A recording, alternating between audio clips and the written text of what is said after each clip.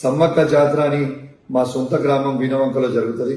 ఆ జాతరలో మొక్కులు చెల్లించుకోవడానికి నేను, నా సతీమణి, నా బిడ్డ మరియు మా దళిత మహిళా సర్పంచ్ గారు మొక్కులు చెల్లించుకోవడానికి పోవడం జరిగింది.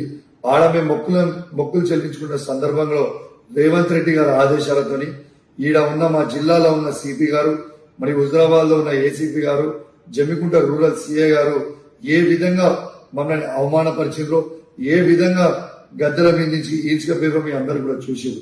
ఆ ఫ్రస్ట్రేషన్ లో నేను సిపి గారిని ఒక మాట అనడం జరిగింది.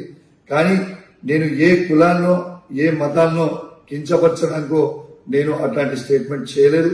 నా ఉద్దేశము అది కాదని కూడా మీ అందరికి కూడా తెలియజేస్తా ఉన్నాను. ఇలా ఒక్కసారి ఆలోచన చేయండి. ఆ ఫ్రస్ట్రేషన్ లో, ఆ ప్రెషర్ లో, ఆ టార్చర్ లో నేను ఒక మాట స్లిప్ అయితే కావచ్చు. కానీ నేను వాళ్ళందరికీ కూడా దానివల్ల ఎవరికన్నా వాళ్ళ మనోభావాలు దెబ్బతినుంటే వాళ్ళని నేను పర్సనల్ గా అప్లై చేస్తూ సెలవు తీసుకుంటా ఉన్నాను. జై తెలంగాణ, జై కేసీఆర్.